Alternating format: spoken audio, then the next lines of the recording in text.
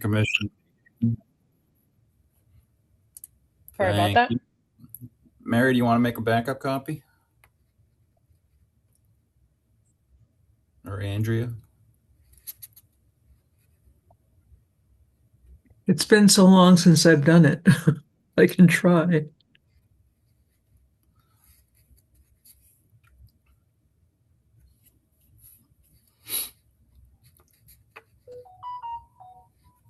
All righty. So we're calling the Lunenburg Conservation Commission meeting for Wednesday, August 19th, 2026 to order. In accordance with the requirements of the open meeting law, please be advised that this meeting is being audio-video recorded. The agenda lists all topics which may be discussed at the meeting and those reasonably anticipated by the chair. Votes may be taken from these discussions. Not all items may be discussed, and other items may be raised to the extent permitted by the open meeting law. Please be advised that the town of Lunenburg utilizes Zoom platform as a host for its hybrid and remote meetings, that the Zoom platform utilizes AI technology known as AI Companion to create audio transcripts of the meeting to aid in the subsequent preparation of meeting minutes, and that AI Companion is activated immediately upon launching the Zoom application. You are hereby notified that this AI technology may capture video prior to the start of the meeting and or following the conclusion of the meeting. I don't see any appointments. We'll do a roll call. Jenny Puthra, I don't believe is here. Richard Birch is present. Mike LaRouche. Present. Mary Wilson. Here. Teddy Doucette. Currently is not. And Andrea Burnap. Here. All righty. So we do have 4 members out of 7. So we do have a quorum. So we'll proceed with announcements. Any announcements from committee members?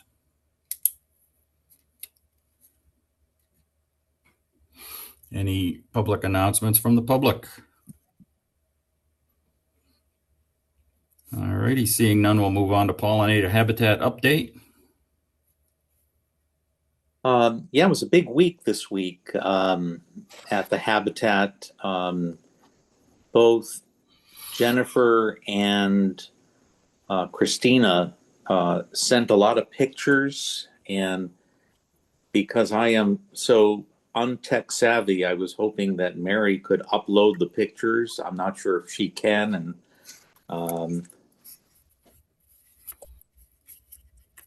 I'd be happy to do that.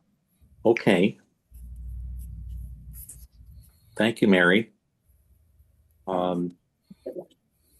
We got some mowing done. Now we have 2 new lawnmower blades. I finally got the second blade on this week. So now the alleyways in the Habitat look really good. And we also washed the lawnmower. I don't think anyone's ever washed the lawnmower before, so we had access to do that. So it looks pretty clean.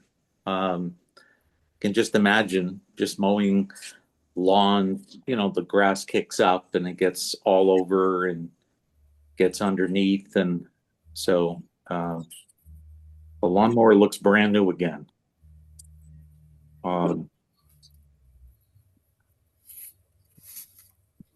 Christina did take a picture of a swallowtail. I'm not sure if it's on these pictures that Mary is going to upload, but it's a 7-inch swallowtail butterfly, which I had not seen around here. I've seen them in Florida. That was pretty spectacular of a shot to have gotten in our pollinator habitat. So that was pretty special.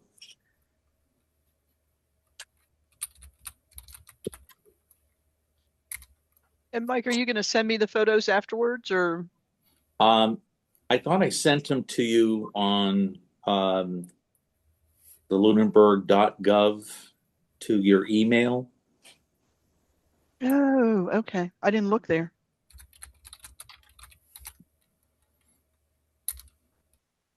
I'll go look now.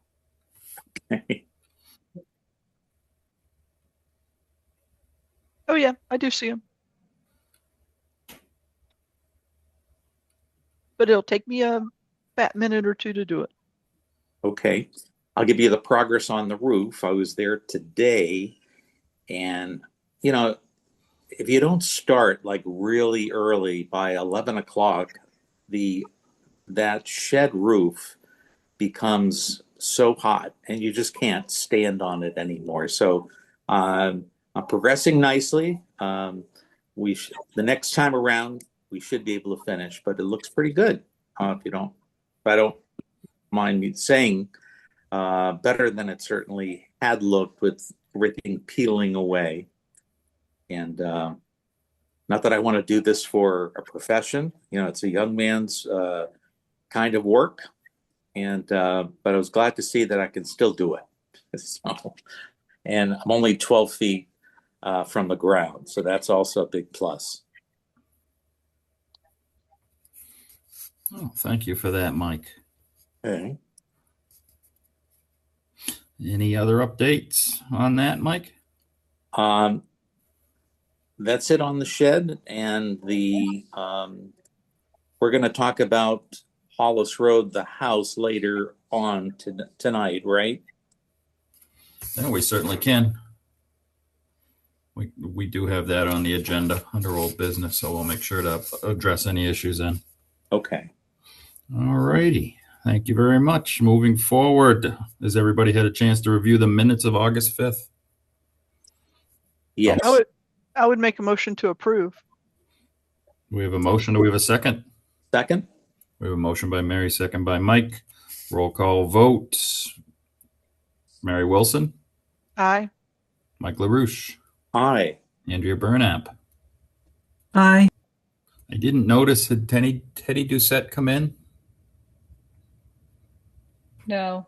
He has not, an aye for myself. Thank you very much. Moving forward with new public hearings. Pursuant to Mass General Law, Chapter 131, Section 40 is amended in the Town of Lunenburg Wetlands Protection and Municipal Bylaws. Lunenburg Conservation Commission will hold a hearing on 200 Island Road, a request for determination of applicability by John Harrison. Is someone here representing Mr. Harrison or Mr. Harrison himself? Hello there, Chair, committee members. My name is Chris Baker. I'm representing John Harrison and Bertivia Homes of Construction. Okay. If you want to, do you have any paperwork or plan you want to show the committee and the public? I do. Actually, I set up a virtual camera, so I have a separate scene. Let me know if you guys can see my screen now. Blurry. Oh, yeah. Well, it would help if I turn off the effect when.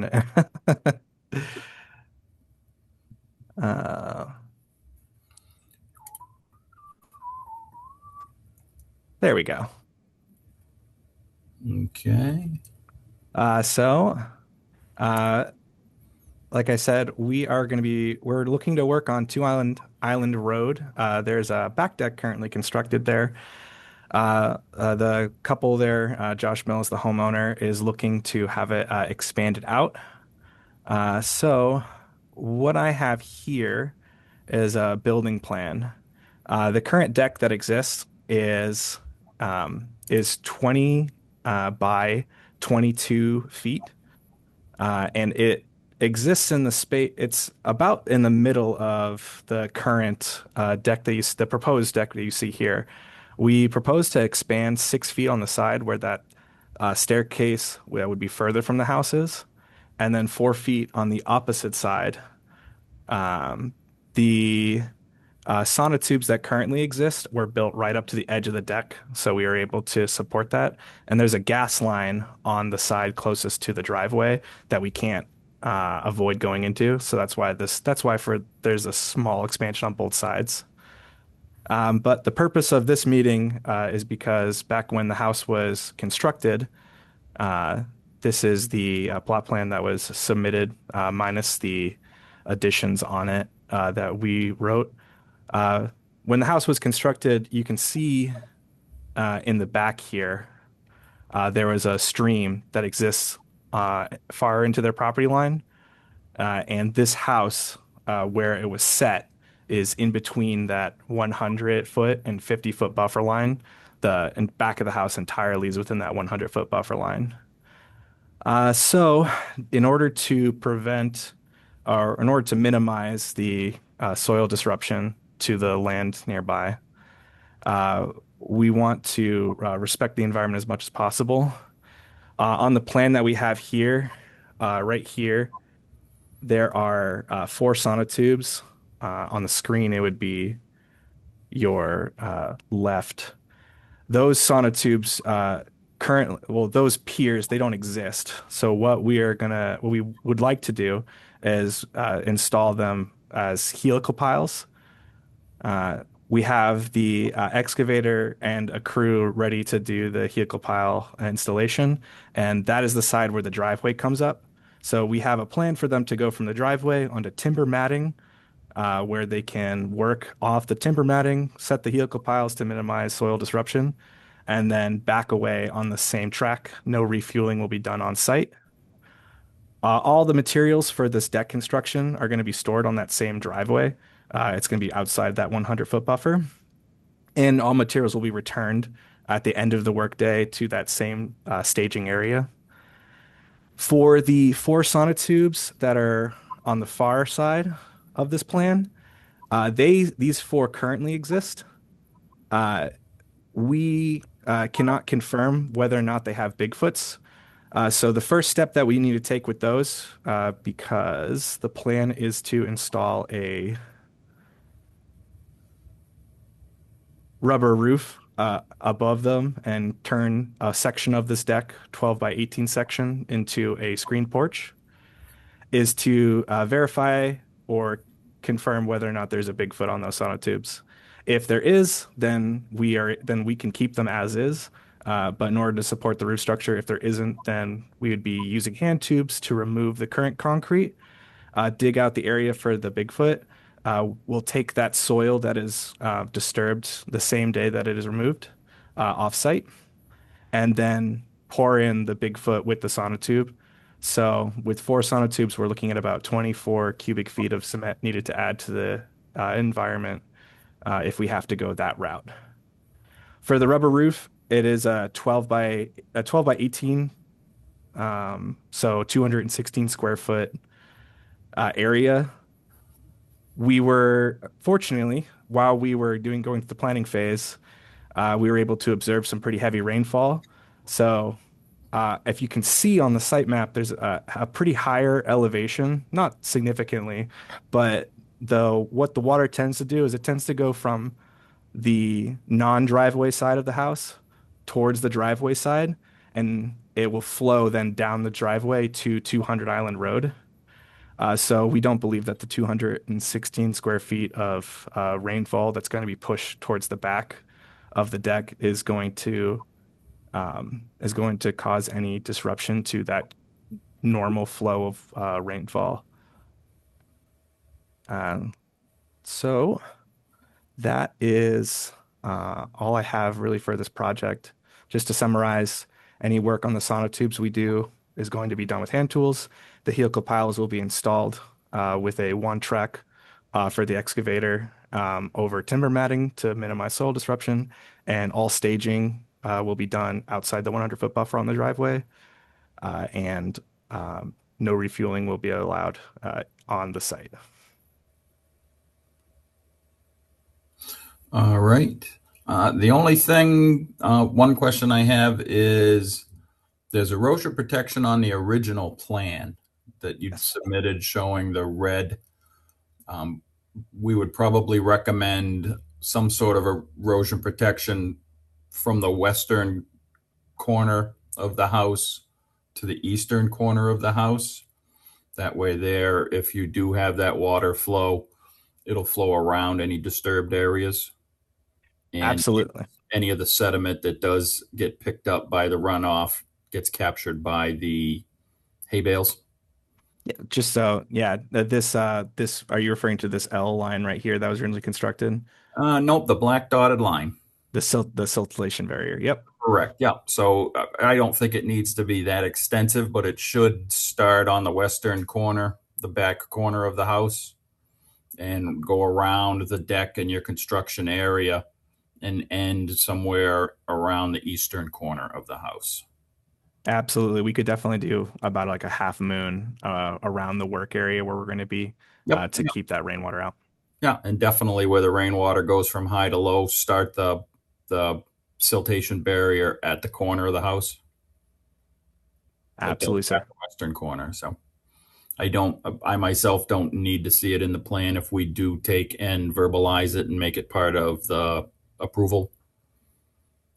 And the only thing we would request is you contact the office and get the siltation barrier approved prior to the start of construction. I had no objections to that. Okay. And I'll open it up to fellow members for any questions or comments for Chris on 200 Island Road.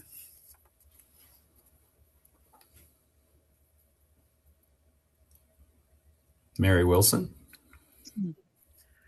Thank you, Mr. Chair.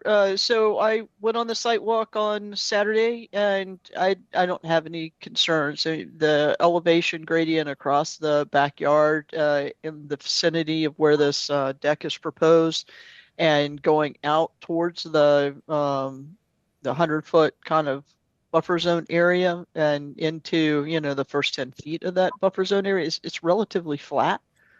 So I don't have any concerns with the project at all based on what I saw and what I see proposed. Thank you. Mike, any questions?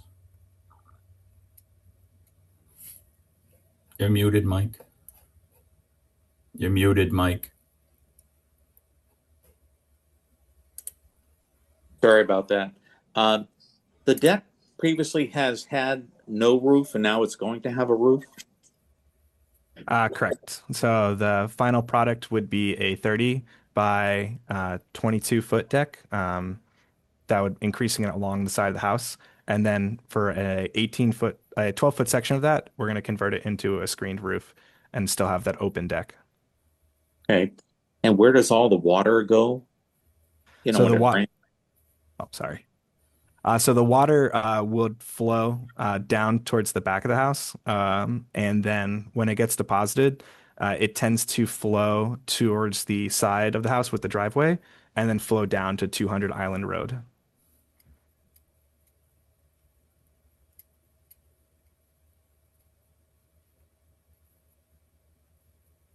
Will you be using gutters or just natural flow off the roof?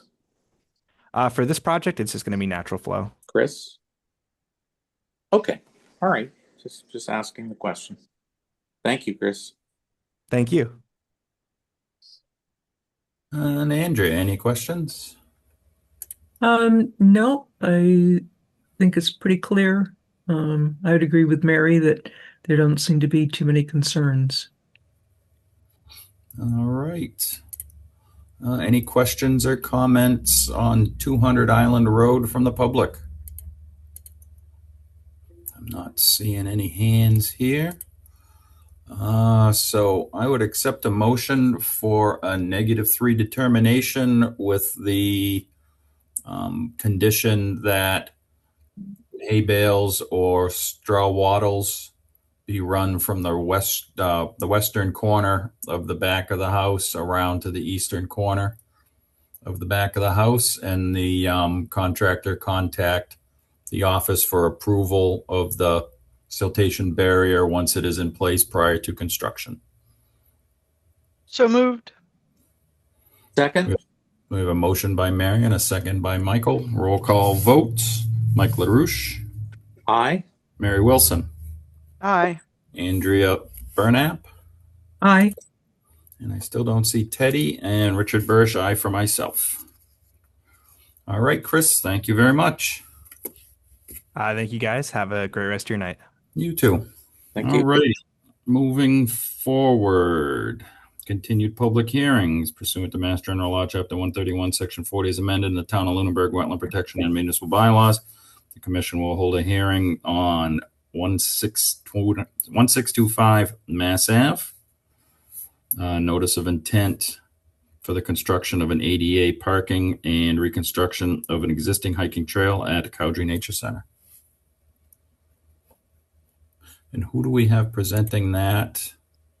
Natalie.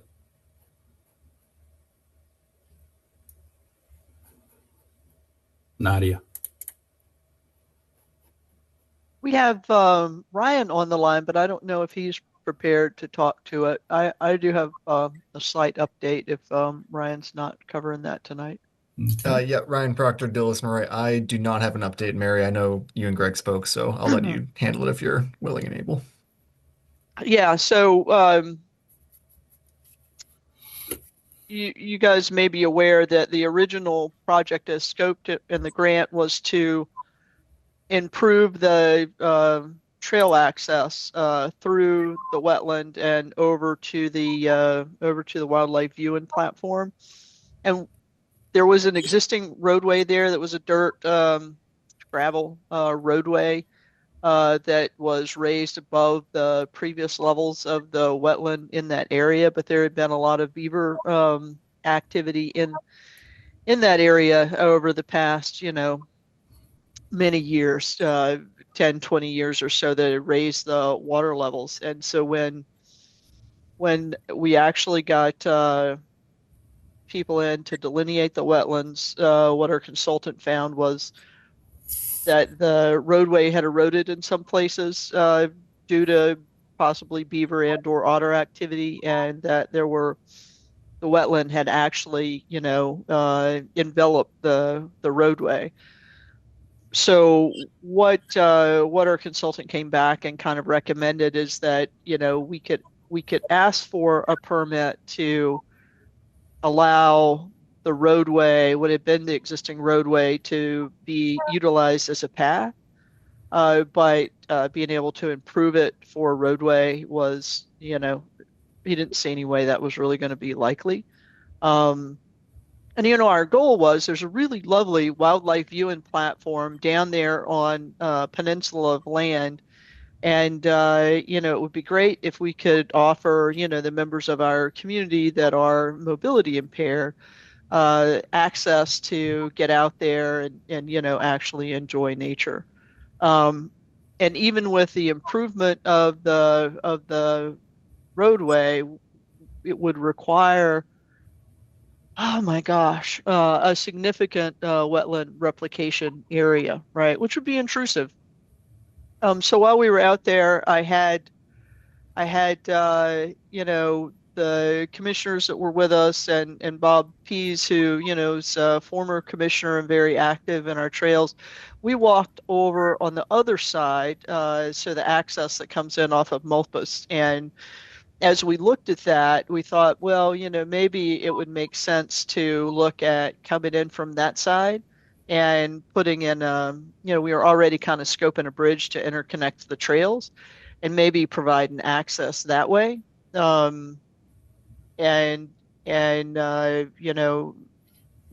we all kind of thought, just looking at the actual area and actual landscape, is that would be much less intrusive than trying to go and build back and reclaim the roadway from the wetland.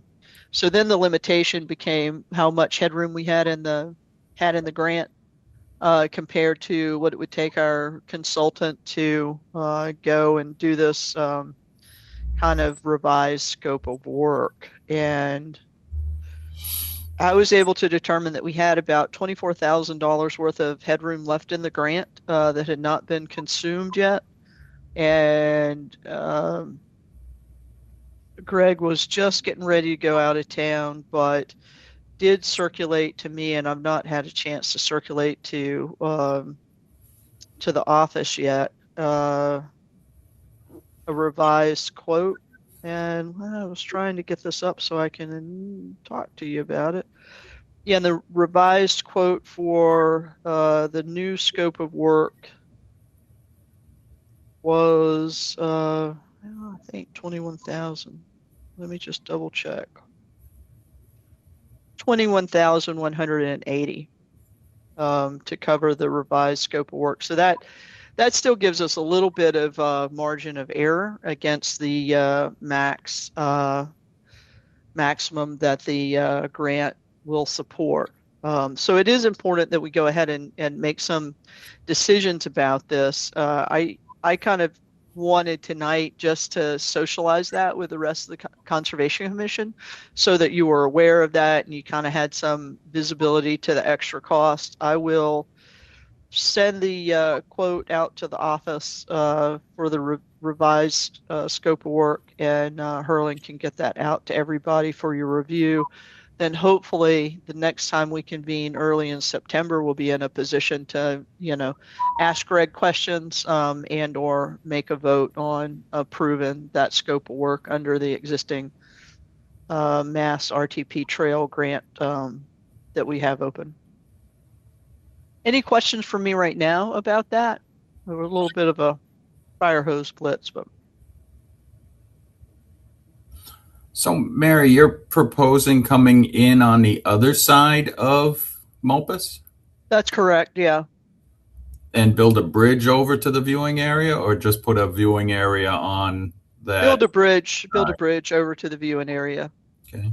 The original grant proposal that we put in was to improve access to the existing wildlife viewing platform, and then to also scope in and see if we could get a permit for putting a bridge in for the purpose of connecting the trails.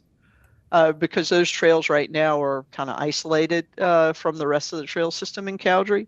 So that bridge part of the work is still viable. We would just be using it for ADA accessibility. So we would have to make it, manage the gradients, manage the surface compliant with ADA accessibility rules instead of just making a, kind of the Cowdrey trails are not always for all skill levels. There are routes and whatnot, and what we're proposing now is that it would be ADA accessible. Okay. And is there a parking area on Mulpus? There is not. We would actually be proposing that we put a parking area adjacent, or not immediately adjacent to that second house as you come in from Townsend Harbor Road, but in that kind of general vicinity. And the 21,000 is just the engineering cost, or that's the cost of the bridge and the trail creation? It is just engineering work. The goal with these grants was to do all the engineering analysis work, get consultant support through the permitting process, so we would be in a position to actually go back to recreational trails and ask for new grant funding for installation work. Okay. Those are all my questions for now, Mary. Thank you. Yeah. Mr. Chair, I think Andrea had her hand up. Okay, Andrea. Thank you. I was just wondering if everyone had a chance to read the letter from Bob Pease. He sent it at about 4 o'clock, I think. I have not seen it. Thank you, Andrea, for pointing that out. Maybe I misread it, but he didn't seem too positive about going from Mulpus.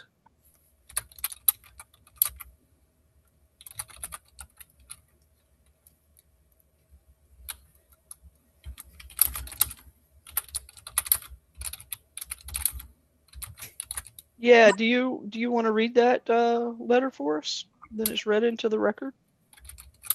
Okay.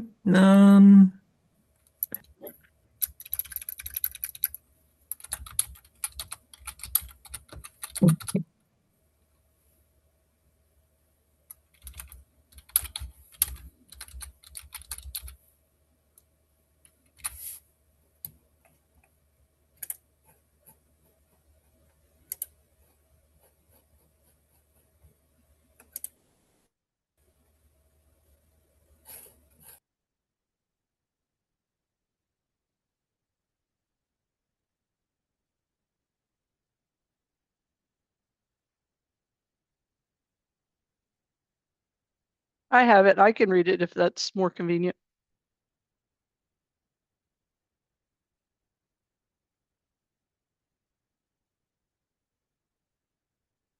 And Mr. Chair, of course, it's subject to your approval.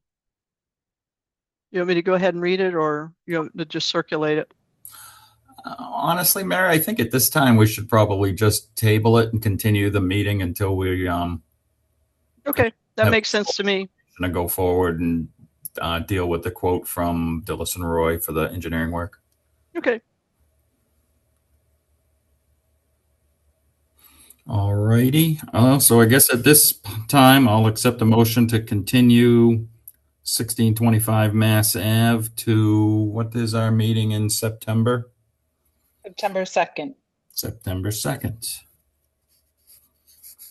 So moved. We have a motion by Mike and a second Second, by Mary. Andrea.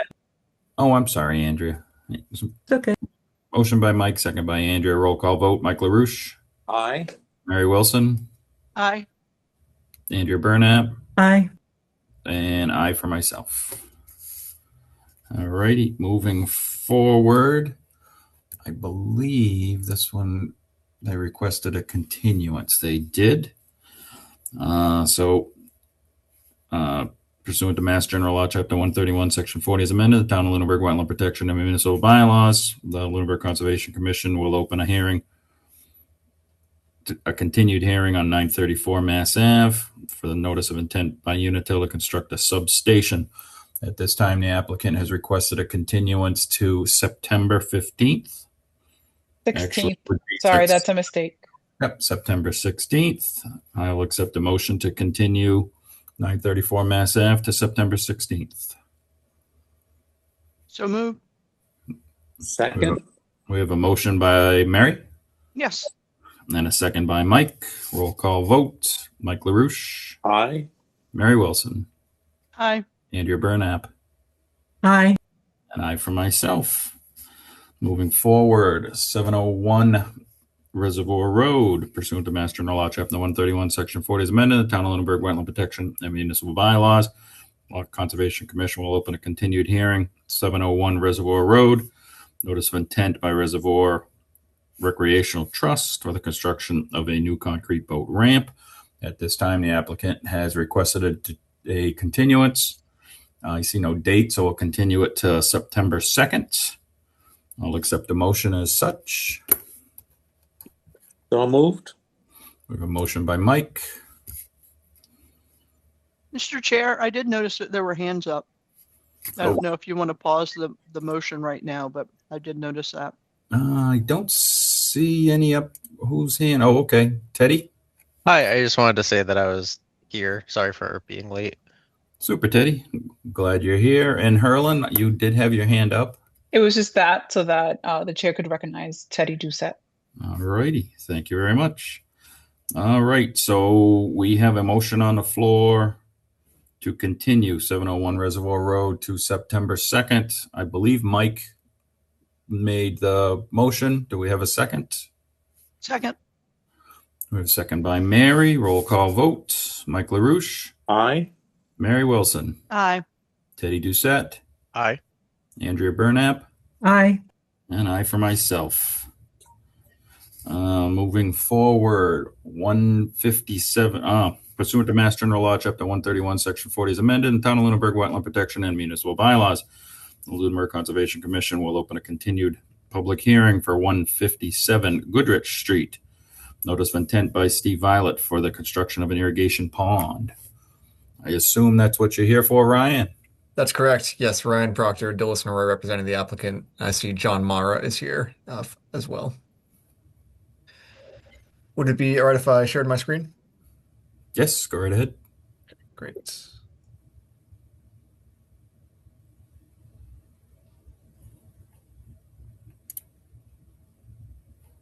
Okay, can everyone see the site plan?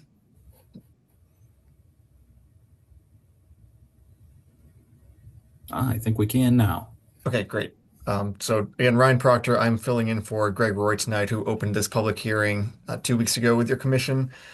Just as a reminder, this project is for the construction of a farm pond at 157 Goodrich Street. This is right on the corner of Lancaster Ave and Goodrich. The new home the old farmhouse, was restored over the past couple of years. I believe it was yesterday, perhaps on Monday, we had received the DEP file number that we were waiting for at the last hearing.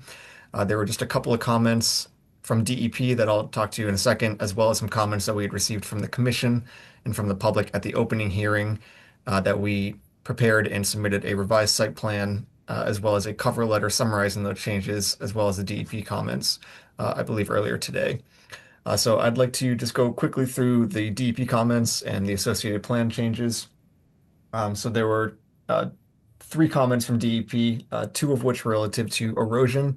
So the first of which was that they recommended that we show a soil stockpile area and that that be located outside of the buffer zone. So we showed it up in on the northwest portion of the site, northeast, excuse me, outside of the 100-foot buffer zone. This is kind of up on the hill, away from the steeper slope. And then we are proposing to wrap that in erosion control barriers around the soil if necessary, which is a common practice anyways, and that would encase the entire stockpile area if needed. So the second erosion control comment from DEP was a down gradient of the proposed access road. That would be access to establish the farm pond. So we did propose the erosion control barriers down gradient of that access road.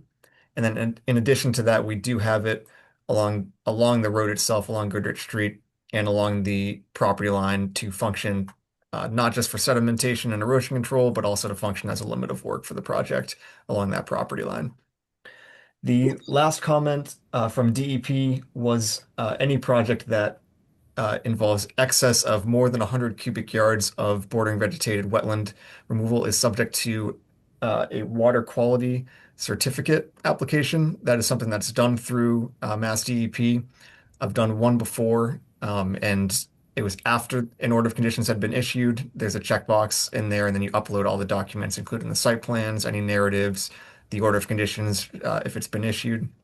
So we're aware that that's a requirement if the commission is comfortable, including that as a condition of approval prior to construction. We'd be happy to accept that. Those were the DEP comments. There were a couple additional items that were spoken to at the first meeting that I'd like to address as well. The first of which was relative to the abutting pond. The adjacent pond. Greg had spoken to this at the first meeting, but there was a question about whether the down gradient pond would be impacted. Greg had said this at the first meeting, but the bottom of our pond, which is a groundwater fed pond, is above the surface elevation of this pond. So we do not anticipate that there would be any changes or any impact to this pond as a result of our activities, just given the elevational difference. The question, actually, the next item I had already addressed. This was a common comment from DEP, but the erosion control barrier down gradient of the access road was also a question and a comment from your commission at the opening hearing. And then the last item that was asked is whether the property is covered by a current farm plan. And the property is listed on the USDA and that it is within the NRCS jurisdiction. There's a map here with a farm identification number. And then within the system, it is listed right here, Sunshine Nominee Trust, that's the applicant, with the property identifier right here. So this property is covered by a farm plan. Those, I believe, were all the items we were waiting for. As I mentioned, we just uploaded the revised materials, I believe, earlier this afternoon. We just got the comments over the last day or two, but if there's any questions on anything, I'd be happy to take them. Hello? Oh, you muted yourself, Miss Whitney.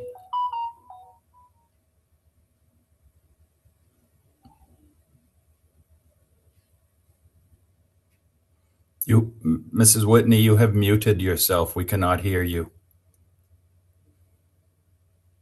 There we go. Okay. State your name and your address for the record, please. Yes, my name is Patricia, which is not showing there. It's Patricia Silly or whatever, Whitney, but I'm Patricia Whitney at 137 Goodrich. I am the abutting land of the proposed pond. My question is, now, you're making the pond smaller? Is that what you're saying? basically? We did not change the size of the proposed pond, no, from the last time. Okay, how wide is the berm? That is a great question. Bear with me 1 second. I will get you an answer to that. Okay, thank you. You're welcome.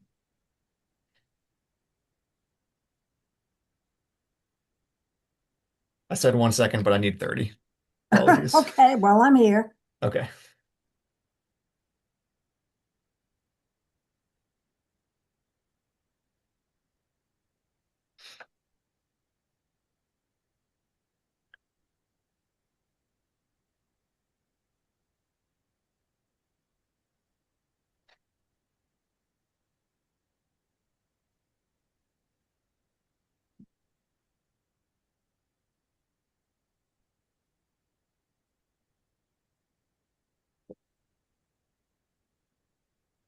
The top is 12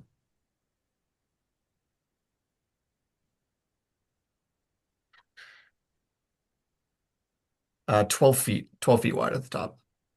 Okay, can I ask why you need it so close to my property line? Or our property line, I should say, we share the property line. I believe it's the hydrologic low point of the wetland. So the wetland itself drains towards this area and towards the property line currently. We did provide a setback to the property line, but this location itself, I believe, is where the groundwater is currently feeding this location. And since it's a groundwater fed pond, it made the most sense hydrologically. Okay, may I ask another question? Why does the pond have to be so big? I mean, everybody that's farmed that property prior to Steve Violet didn't have a irrigation pond, and they all seem to farm well. Is it possible to make the pond smaller? I am not sure I'm able to speak to that. Unfortunately, I'm standing in tonight, but I know the other people in our office were working with Steve to develop something that he determined was a need for his farm. So that's how we landed on the size that we have today.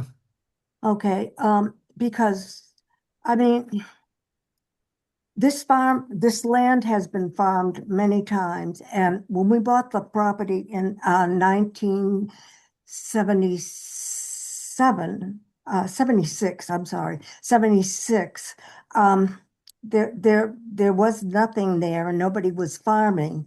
And it wasn't until, I think maybe 2010, 12, that Steve Parker bought the land and then he farmed.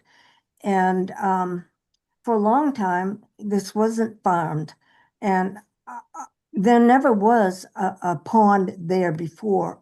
Why the necessity now is my question. Yeah, again, I'm not exactly sure. I know we've had some dry summers recently, and I'm not sure exactly what Steve has growing up there. But again, this was a need that he determined he had, so we're just helping him out with that. And Well, that's really all I can say, unfortunately. yeah, well, that's my concern. And, we're so close to my pond, and my pond's been there for 40 years plus. Sure. Yep. And the State Conservation Commission came in and viewed my property, and they sent several engineers out. We could have made our pond twice the size it was, but we decided to make it just half. That's why I'm wondering, if this could be possible with your pond.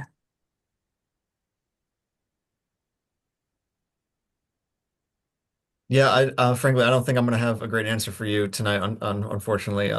Again, I think the location makes sense hydrologically on the site, and we're just maximizing what we can to address the need that Steve has on the property. Okay, Yeah. well, I would really appreciate the feedback on that. I'm sorry you're put in that position, but it's important to me. Yeah, I understand. So at this point, you can't give me any other answers, correct? I'm not certain I can, no. Ryan, Okay. could I possibly speak up? Please, John, thank you. Mrs. Whitney, my name Yeah. is John Mara. I do some of the behind the scenes for Stephen on the farm. Yeah, Hi, And John. I'm going to try to answer Okay. the best that I'm available to answer that question for you. The pond currently as designed is actually smaller than what was originally proposed by the USDA for the property. I will be honest, Steve Parker was farming that. There is a well at the very top of the hill. Yes, I know the well. Yep, okay. There was one at the bottom too. Yep. Well, Yeah. the well at the top of the hill is we're using for some irrigation. Yeah. But with the dry, as Ryan mentioned, with the dry seasons we have had, and with the crops that Stephen has up there, there really is a need to have the ability of a pond to provide the irrigation. This has been designed originally by USDA, and then we have been working with Dillis and Roy to make sure that we've met all of the local requirements.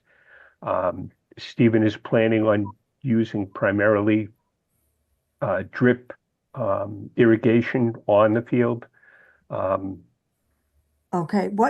Can you explain drip irrigation to me, Sure. please? Sure. So instead of doing lots of overhead, like you might see a sprinkler going back and forth, Correct. for conservation wise and water, effective water management, Yeah. the plants are actually planted with plastic membranes to keep the weeds down. And then the irrigation lines are laid next to the plant with actually small holes in the irrigation line to water every plant that's up on the top of that hill. Okay, because I do understand about farming because my son farmed in Lunenburg for quite a while, and then he moved to New York State because, like I said, if you're farming in Lunenburg, you're going from field to field to field, which I understand. And he, in turn, my son, ended up with a 250-acre farm in New York. So I know about farming. Sure. I don't have a problem with that. I'm really concerned about what's possible with my pond and what's happening. And also, I have a silly question, but is it possible to sit down with someone and look at the plans personally instead of just looking at this here? So I know exactly what you're doing? Absolutely. Yeah, the plans are available either in the conservation office or someone at my I office did would be get happy to that. sit down. Yeah, But I would like, is it possible for one-on-one so I understand a little bit better? absolutely. Anytime. Okay, would you set a date for me or a time? Call me, or I'll give you my number if you'd like. Yeah, we could do this offline if you'd like. If you don't mind, Yes. we can maybe work through Herlin and we can review the plan together. That'd be Okay. great. Yeah, That sounds great. sure. Yeah, because I'm really concerned. And that's my basic problem with the proposed pond. Because like I said, I've been here since 76. The property's been mine, and we've got almost 13 acres. And like I said previously, the back acreage is a certified wildlife refuge. So that's another thing that I'm concerned about. But anyway, if we could do that, I would be very happy. Sure.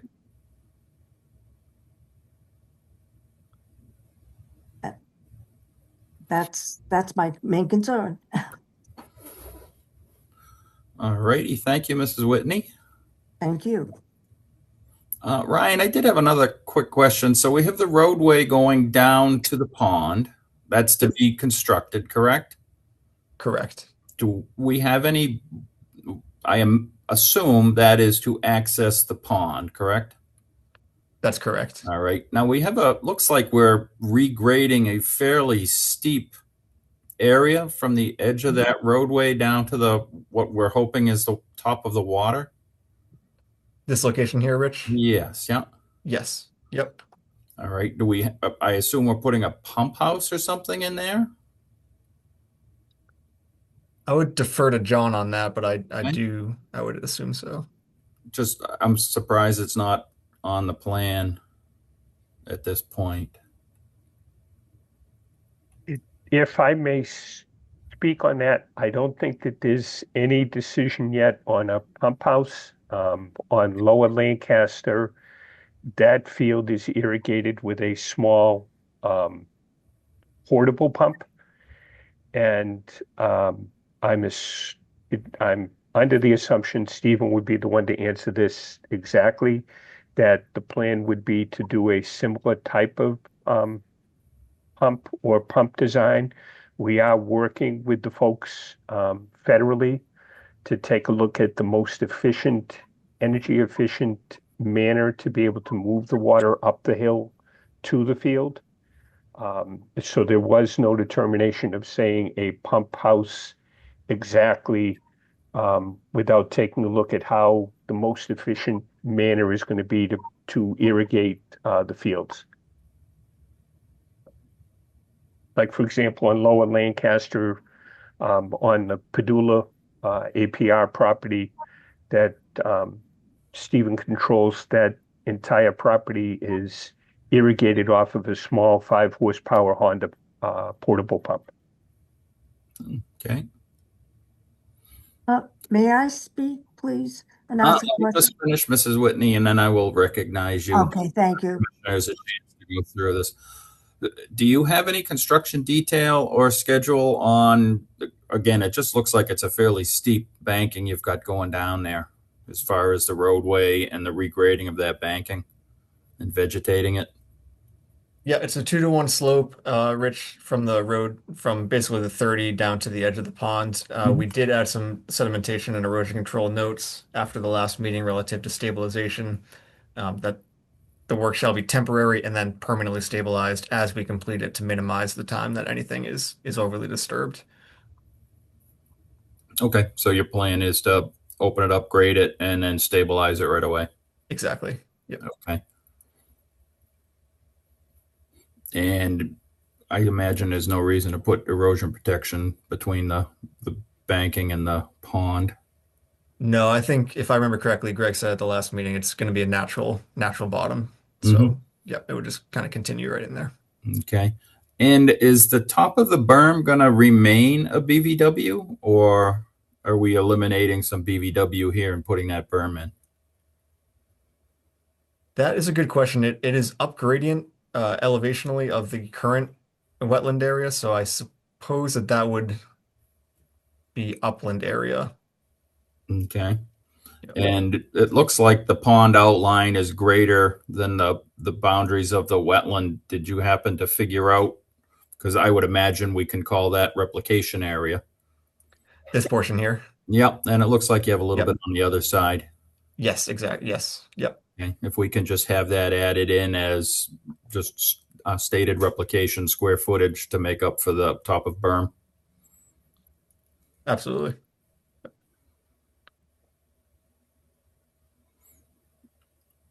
And I myself don't have a problem putting a condition in the order of conditions that the water quality permit be approved by DEP prior to the start of any construction, and that you're aware that any changes in the design of this pond will need to come back to us if there are changes due to that water quality report. Yep. And that's just I myself. I will open it up to other commissioners to see if they have any questions or comments. Any commissioners have questions or comments on 157 Goodrich Street? Teddy, I see you're unmuted. Did you have a question? Yes, I do. Ryan, would the applicant be willing to add to the order of conditions that the farm be irrigated through drip irrigation, just so that we have that in writing? I will either defer to John or I can consult with the applicant on that. All of that would occur up gradient of and outside of the buffer zone, so I'm not certain I'm ready to commit to that tonight, but I'm happy to ask the question. Thank you. That's all. If I could, and I'm not the farmer, there may be times that, for example, there's an expansive strawberry field at the top of the hill, and if we had a cold spring day, it may be necessary to do an overhead spray of that field to technically freeze it so that you would not lose a strawberry crop. So there's no way to guarantee it would be 100% drip. The bulk of it would be, because obviously that's far more efficient. But I'd hate to say to Stephen, you couldn't do an overhead spray to lose a crop. That's fair. Understood.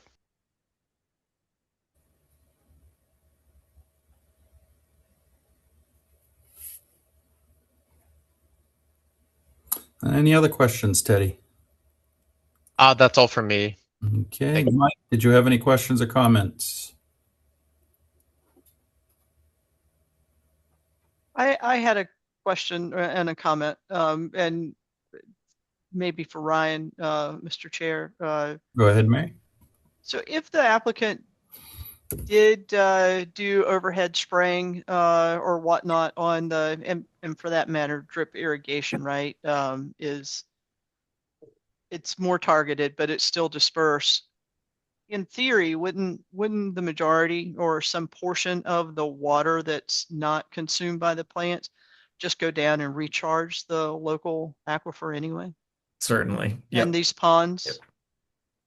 So, I mean, it would just be kind of recycling it, right? Yeah, the tributary area for both ponds, not just the one that we're proposing, but the one on the adjacent property is a large portion of the farmland. There's a large slope in the back here. So yeah, it would ultimately work its way back towards there, towards the ponds. That's what I was thinking when I looked at the topology. So it's not like you're pulling it out of one place and completely spraying it somewhere else, or Correct. like you would if you were trucking it off or something. That's right. Yep. Okay, thanks for that confirmation. And then, Mr. Chair, I just wanted to say I also was in favor of the water quality certificate being approved prior to the work commencing on the project. Thank you, Mary. Andrea or Mike, any questions? It sounds like this sounds logical, and I can see how this could work. And it's trying to utilize all the best farming practices. So for that, I don't have any other questions. Okay. And what is the time frame for construction, Ryan? I'd speculate a little bit, but I imagine that he's looking to get going as soon as possible. Obviously pending the water quality certification and the order of conditions here, but Okay. How long does it take to turn around a water quality certification? it's been a few years since I've done one. It was a little bit of a different case. It was not an agricultural use, but I imagine it would be a month or two.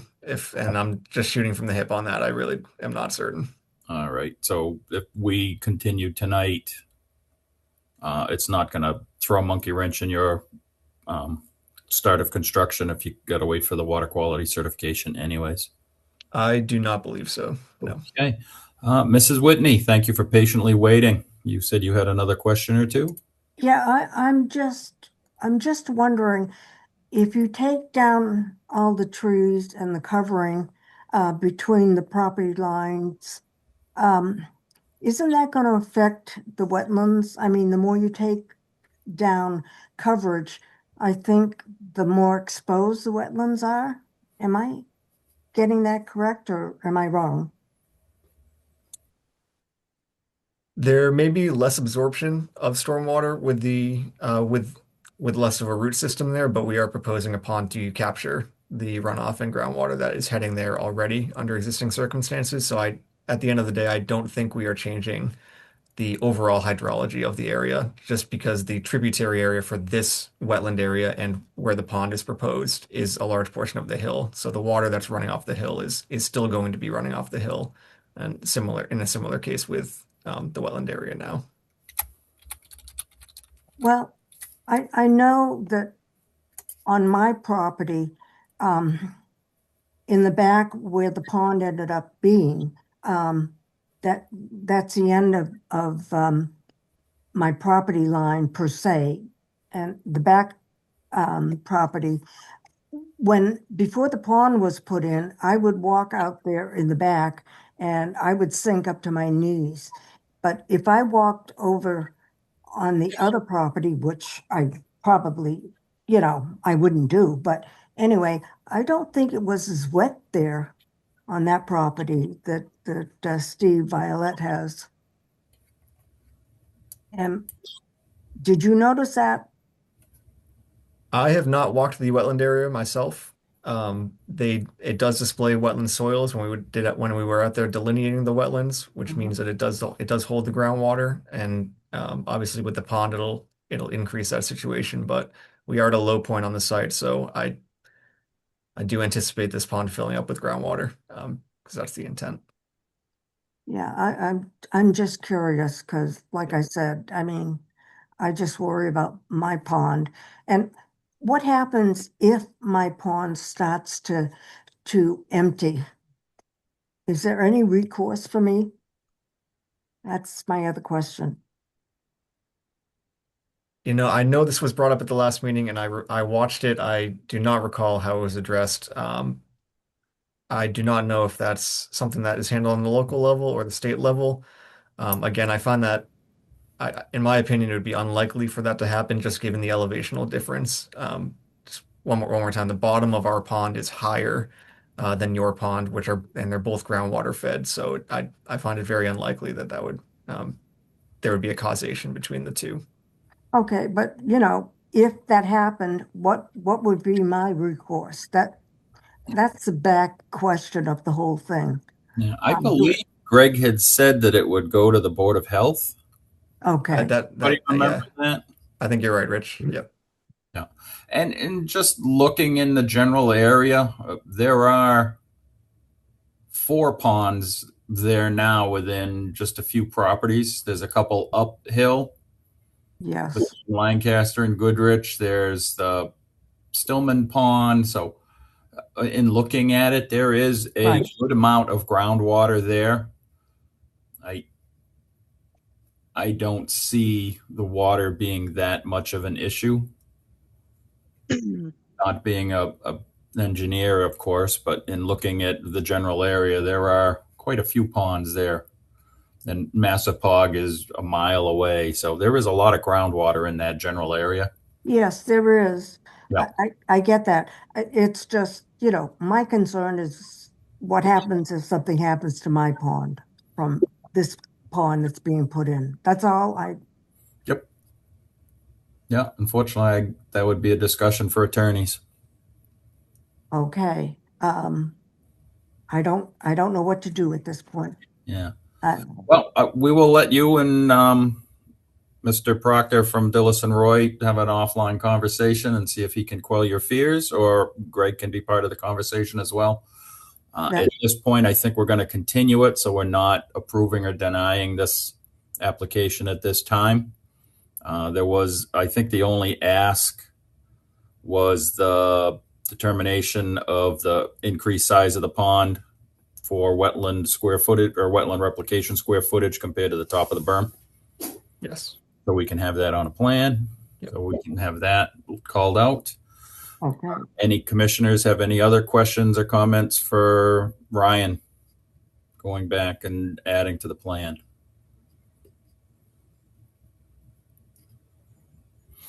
Seeing none, continuing to September 2nd. Okay with you, Ryan? That would be great. Thank you, Rich. Okay, I'd accept a motion to continue to September 2nd. So moved. Second. We have a motion by Teddy, second by Mary. Roll call vote. Mike LaRouche. Aye. Mary Wilson. Aye. Teddy Doucette. Aye. Andrea Burnap. Aye. And I for myself. Thank you very much, Ryan. Thank you as well. Have a good night, everyone. Thank you. Thank you all. All right, moving on with other business. Nadia, do we have any administrators' determinations? None. Was that a no? None. Okay. No amended order of conditions listed here, no extension permits listed here. We have a certificate of compliance for 420 Goodrich Street. Correct. There was a request for a certificate of compliance submitted for 420 Goodrich Street. This order was issued in 1990. When the applicant submitted the request, there was no DEP file number, and through a little bit of research, I found that there was none on our side either. I reached out to DEP, but haven't heard back. In the meantime, I did visit the area, and I couldn't figure out how this was once permitted under our jurisdiction, as it's the elevation is pretty steep, so it must have been something related to drainage or stormwater. There were no areas that were indicative to BPW or wetlands up there. I don't know if anybody knows what this area is. And I walked around the house, the perimeter, everything looked very stable. The house, there was no further encroachment anywhere. They haven't added to the area only because of the elevation. It's almost impossible. So it was going to be my advice to have the commission issue the certificate of compliance so that we can close out this old order.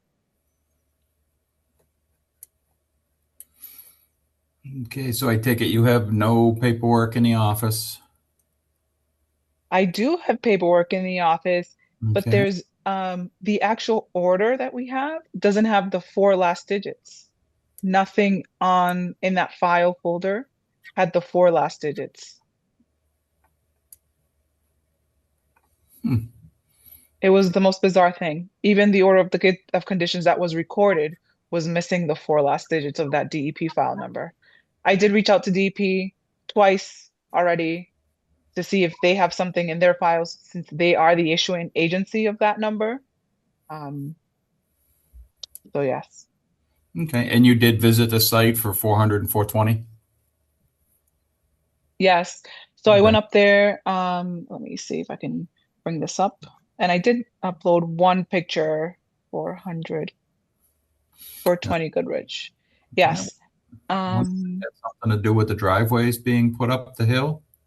I couldn't find, yeah. I don't know if it was the driveway. It could have been some stormwater issuance at some point. The actual order of conditions and the paperwork that was filed didn't check off anything. And that's uploaded too. Okay.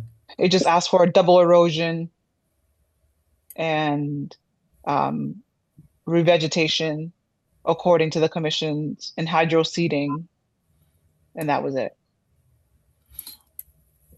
Well, fortunately, I can say this was a couple years before I got on, so. Yeah, it was. It was. I've never driven up a driveway that steep. I can tell you that much. Yeah, there's quite a few of them there on that stretch of Goodrich. Yes. So, all right. I guess given our agent's recommendation to issue the certificate of compliance for this application for 400 and 420 Goodrich Street, I would accept a motion to issue the certificate of compliance. So moved. Second. Mike's motion, Mary's second. Roll call vote. Mike LaRouche, Aye. Mary Wilson, Aye. Teddy Doucette, Aye. Andrea Burnap, Aye. aye for myself. All right, so you can get that issued. Did you find a copy of it in the Registry of Deeds? I did. Okay, I mean, it must be there if they're asking for the release for it, so. Moving down, we have no notice of project change, enforcements, violations, enforcement actions, hearings. 1168 Mass Ave rear. We have an update on this. The property owner had a meeting scheduled with DEP, and I asked their representative, Brian Marchetti, to come forth today just to verify or just give us an update. I spoke to DEP. They said that they did show up during the hearing. They did comply with us and replied within that 5-day reply notice that we gave them. But Mr. Marchetti looks like he's online if he wants to step up and give us an update. Super. Hi, Brian. Certainly. How are you? Great, great. So what do you have for us? Good. So Brian Marchetti, McCarty Engineering.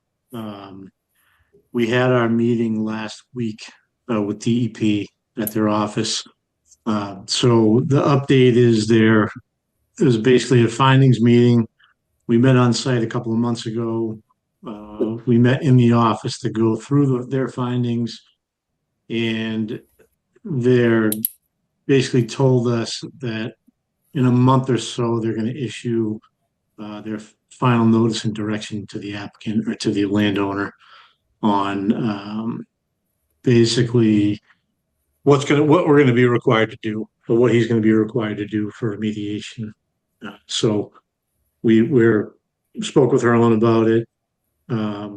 We have nothing really to update you with yet on actions, but within a month or so, we'll have DEP's final determination, which will give us direction as to what action needs to be taken on the property. So I told Harlan at that point, once we get clear direction from DEP, we'll basically stay in constant communication with your commission and DEP and Harlan about the work that's going to have to be conducted on the property. And all of that will be permitted, I believe. It's kind of unclear still whether it's being permitted directly through Lunenburg or through DEP, but the town will be certainly in the loop with that. All right. Thank you, Brian. Any commissioners have any questions for Brian? Harlan, I see your hand up. I just wanted to mention that in the enforcement order, we gave them a 30-day time period to provide us with some plans or some updates, a mitigation, and due to their meeting with DEP and what DEP is requesting, I would advise the commission to actually issue an extension to that, just so that we can all be on the same page instead of having us require something and then DEP ask for something else. I'm not sure what the time frame is for DEP, but I think a 60-day extension, would be more than suffice. Yeah, they basically DEP told us give them a month. It could be longer, could be shorter. They said they're overwhelmed right now with stuff and other actions. So, Okay. we really don't have a definitive time frame, but I think 2 months would be acceptable. In worst case, I can come back in 2 months and give you another update. Okay. Yeah. So we'll just extend it 60 days. And if you don't hear anything from DEP, just let us know and we can extend that. Okay. And have Harlan send them a poke. Okay. So, all right. Super. Any other questions or comments for Brian on 1168 Mass Ave rear?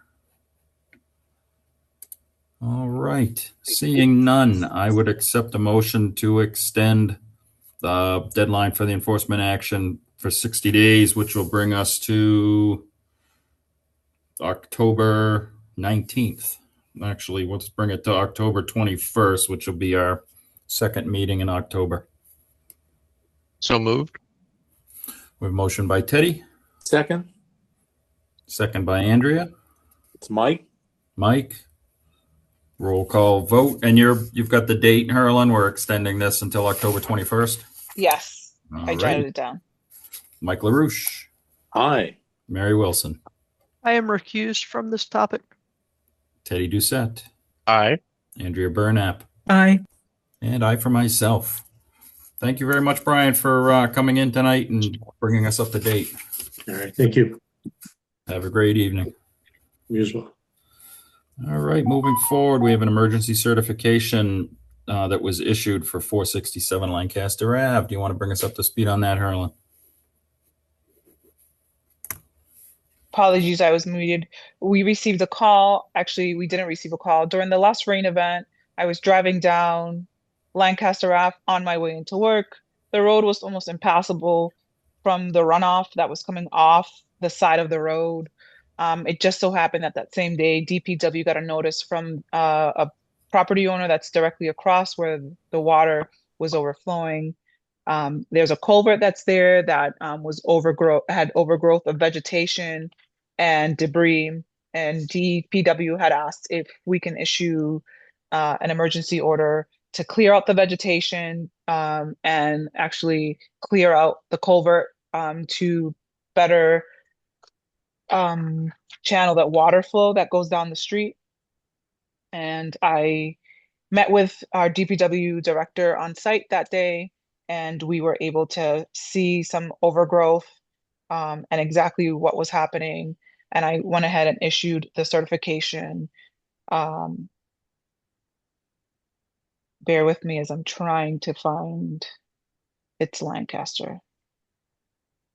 We issued the certification specifically for here it is.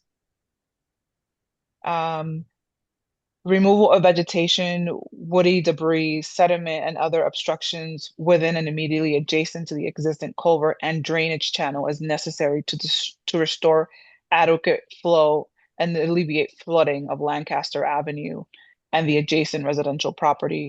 Work may include limited cutting and removal of vegetation necessary to safely access and clear the culvert, inlet, outlet, and drainage channel. And it looks like they were out there today. They had some police detail that I was able to see.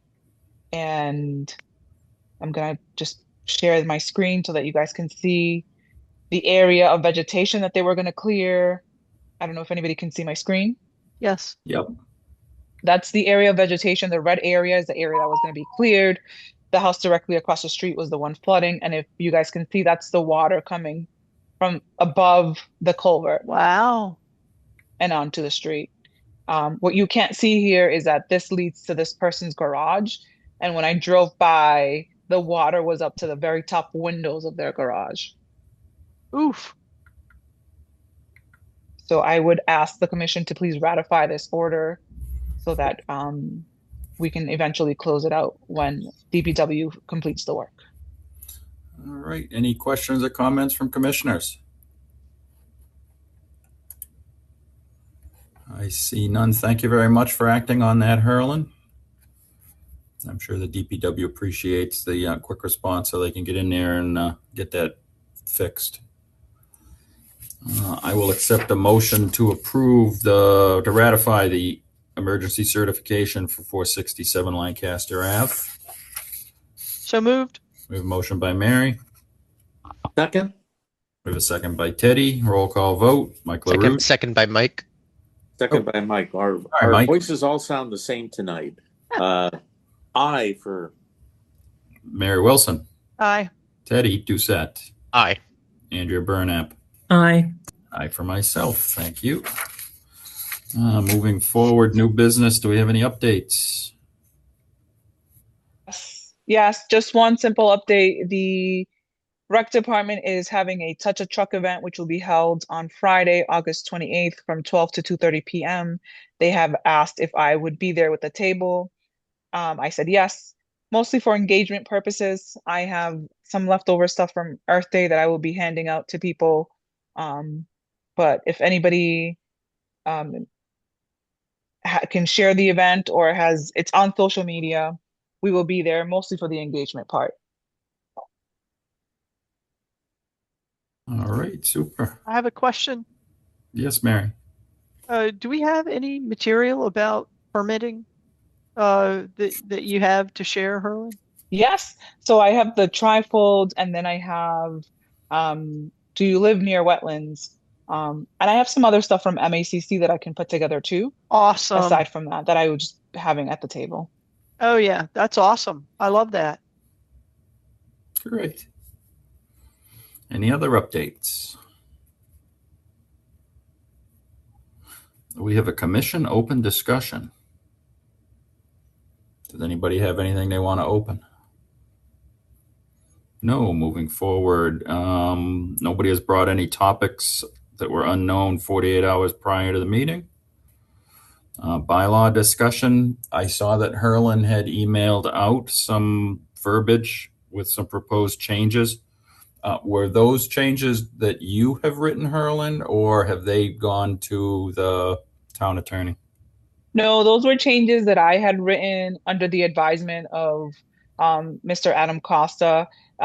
Essentially, this is just a placeholder on our agenda because I think that this is something that should be voted on by the commission as a whole. And given that our chair is not present today, I left it on just as a placeholder, but I think that we should continue this until everybody is present and then discuss the potential changes. So the only thing, and I haven't looked at the electronic copy to make sure that it went into the electronic copy, but I believe there is a specific agenda of dates and notifications that we have to do to make any changes to our regulations. And I noticed your language just had it per vote of the Conservation Commission. Correct. So this is the preliminary. So if you guys approve to make these potential changes, then I will sit with Adam Costa and we will go through the schedule that needs to happen. But first, the commission needs to say, yes, we can move forward with this. Okay. So you're recommending we wait for a meeting of the entire commission? I would. I think it would be the best practice to have our chair present when making a decision that affects, changing the bylaw. Mm-hmm. Okay. Could I ask a question? Oh, sorry, Chair. Is our target date, and I believe it was when we last spoke, our target date is the May town meeting? It is not the special town meeting? Correct. Okay. Then a 2-week wait's not going to be a huge deal. Yes, Mary. When was that mailed out? I was struggling to find it in my email. The original email for the bylaw changes was a long time ago. So this is the second continuance we have for this. I think originally it was prior to our August 5th meeting. Okay.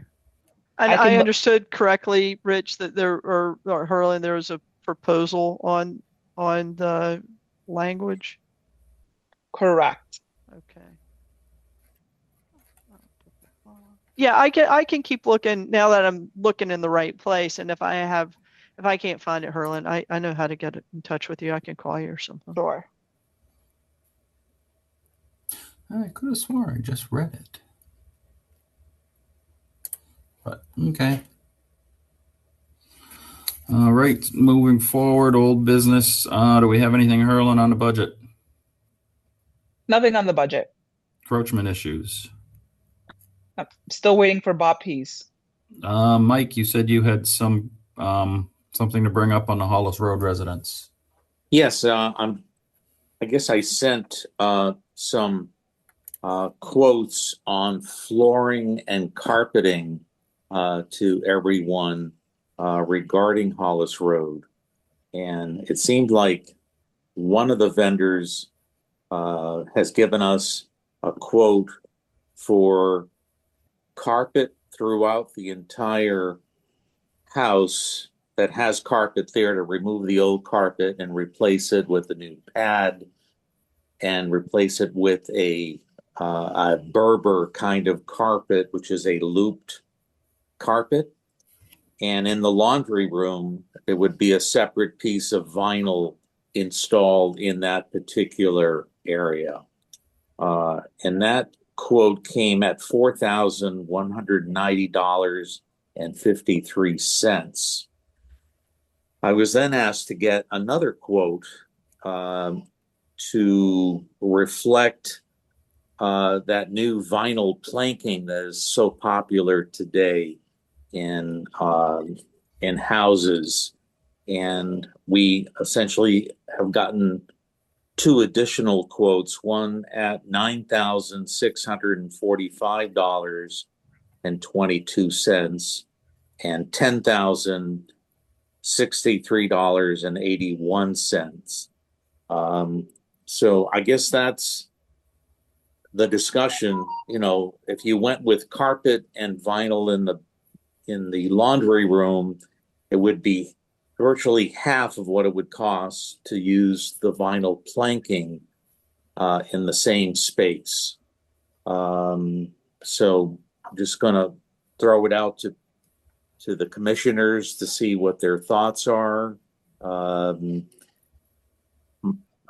I can say from experience that, you know, the vinyl planking is a good idea until it's scratched, and then it's difficult and or virtually impossible to repair, where the carpeting is a little more forgiving.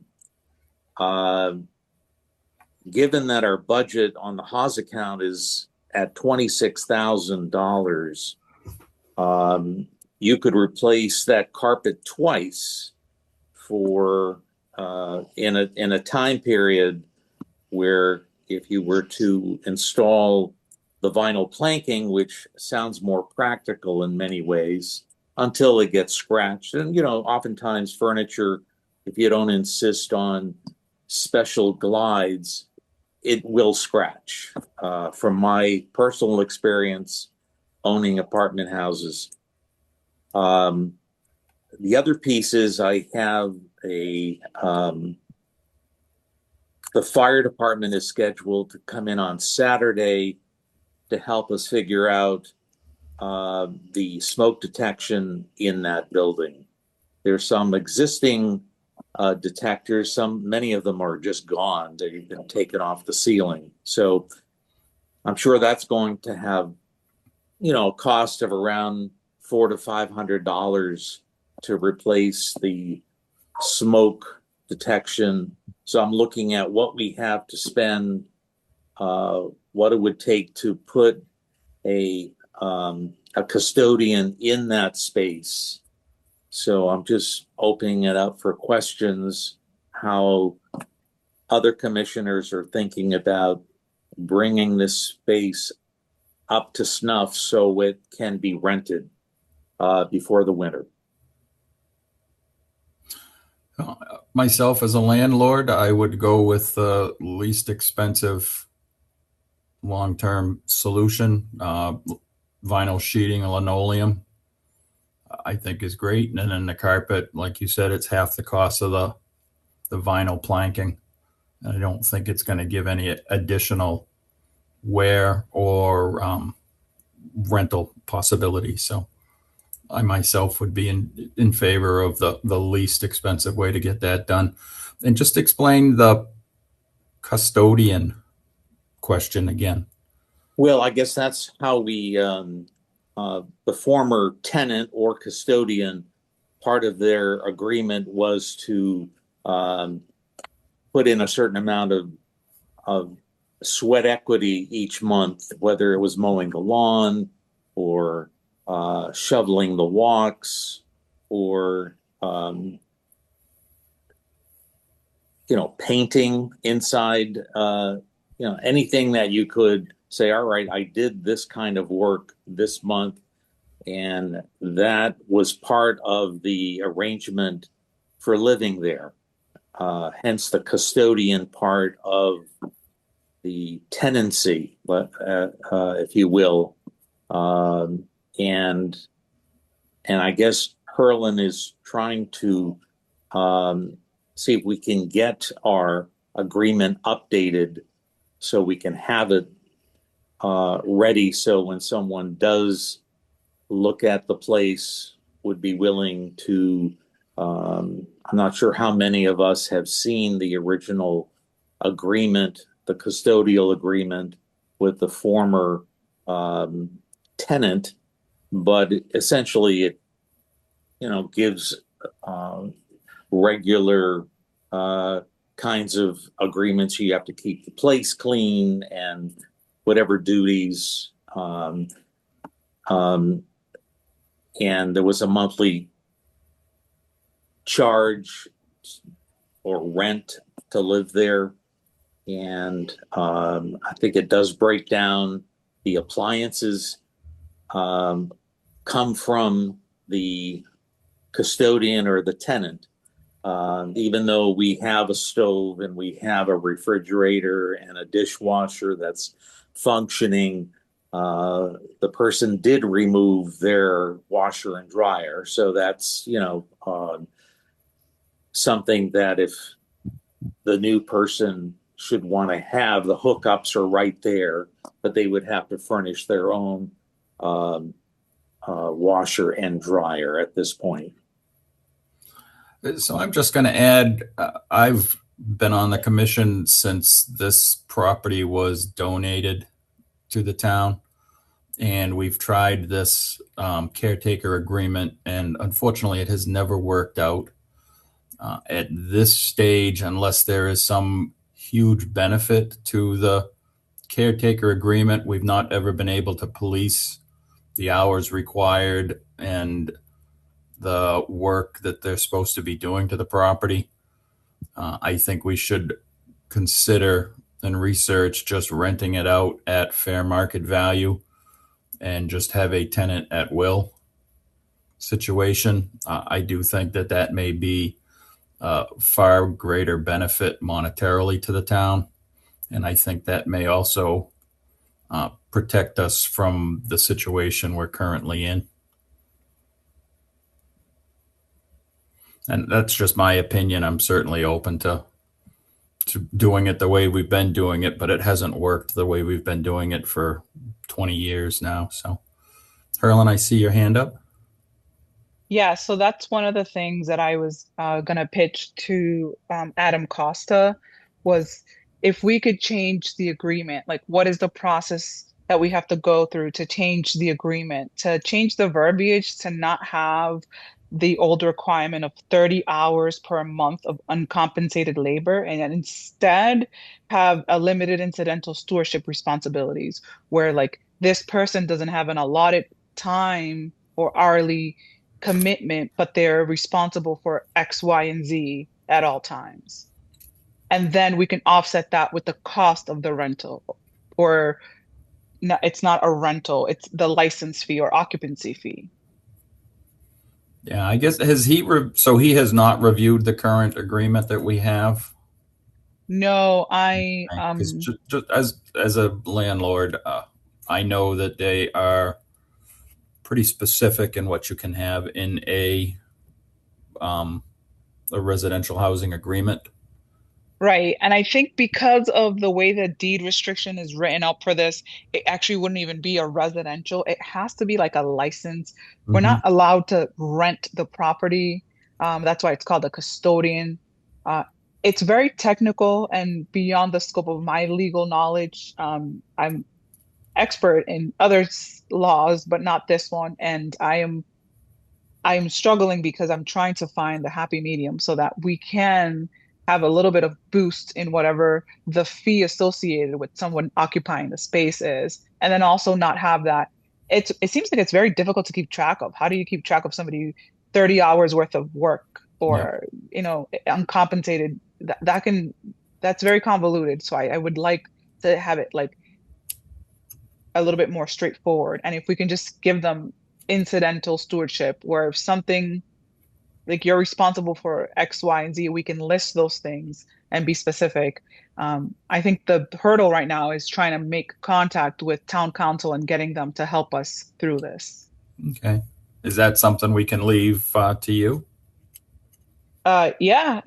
I'm trying to, I'm pushing them. I'm, nudging them weekly, and I'm trying to get, a hold of them. Yes, I would definitely take this on and then come back to you guys ASAP with maybe some updates. Yeah. See what the maximum monetary benefit we can get with the minimum amount of oversight that we need to do.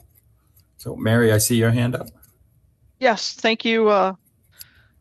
Thank you, Mr. Chair. I agree with you. I just don't see a way that we can provide oversight for the 30 hours or whatever the hours are, right? And even the few times we had the claim that something was done, then there was the whole kind of, cloud of, well, was it really done? Was it really done in a way that represented the 30 hours, right? It's just better not to have to deal with that. So, Herlin, I like your idea. And I hope we are able to move forward with it. Did Michael Ray ever present us with a recommendation? No, he didn't. Working on it, and then Yeah, I think he got kind of pulled away for other urgencies. Okay. Yeah, he did. Well, at least what he told me on the phone was that he had actually taken that caretaker agreement down to Adam Costa and talked to him about it specifically. At that time, the concern was, it was a different concern. But I know that he took it down to Adam Costa and reviewed it with him. The other thing that I would hope that we could get confirmed, Michael Ray read through the deed and the transference of title as well as the caretaker agreement. And he didn't think, at least what he had thought, conveyed to me is that he thought we should be able to, Conservation Commission should be able to use the funds raised by that property across our conservation properties and not have it limited to that property. And I hope he's right. And I would like to have that also investigated. Now, for certain, we're not going to have an account to maintain the house and bleed it, dry or run it to the hairy edge, because as a property owner, right, and I'm also somebody who, rents a property, you always got to be prepared for the next thing that's going to break. And the next thing's going to break is it's always on Christmas Eve or, Thanksgiving Eve or something when you're paying triple price to get somebody out there to fix the thing, right? And you always have to have a fund, kind of self-insure to have those funds available. But we should figure out what those funds are and then excess funds, use them to improve other conservation areas. Would be my hope for this parcel. And then going back to what Mike LaRouche had said about the surfaces, right, and the carpet versus the planking. I do like the planking because it's durable, but I hadn't considered about the scratching issue. And I can tell you, in the houses that I've rented, the tenants never take care of the floors. So yeah, I don't want to put in the more expensive floor and then have to pay to replace it in half of the time because now it's a problem. So I'm back firmly in the carpeting camp in terms of my opinion on the improvement. And then finally, when it comes to spending money to get this back in shape, and I do feel, winter is coming, to quote the words in a famous or infamous TV show, it is coming, and getting somebody in there sooner versus later, I feel some urgency there. But I don't feel like I have, like in my own mind, like a clear list of all the things we need to do and how much we think those might cost. And so that also kind of plays into, is it right? Should we be prioritizing changing out the carpet? Is the carpet good enough, right? And we should be spending the money that we have somewhere else. I don't know. Do we have a plan? And maybe this is more for you, Mike, or for Herlin, but do we have a plan? Do we have budget numbers around that plan? I mean, I know Chris Ruth came up with a list, and then Mike, you kind of had vetted that list a little bit and kind of optimized it a bit, but I don't know what's left on the list and how much those things might cost.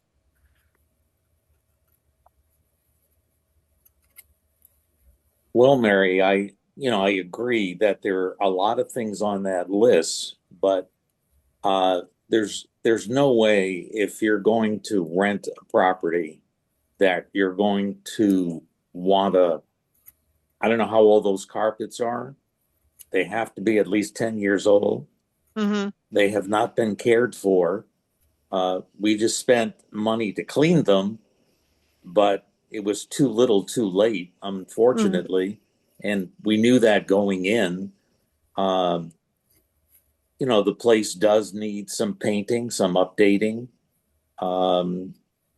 At least it's clean. If you were to replace the carpet and the vinyl, I think that would only be a basic start of but would improve the place, I'd say 75%, and, the paint is on the wall. It's probably not the choice of color that I would choose, but there are, a couple of dings on some of the walls that can be fixed for very small dollars.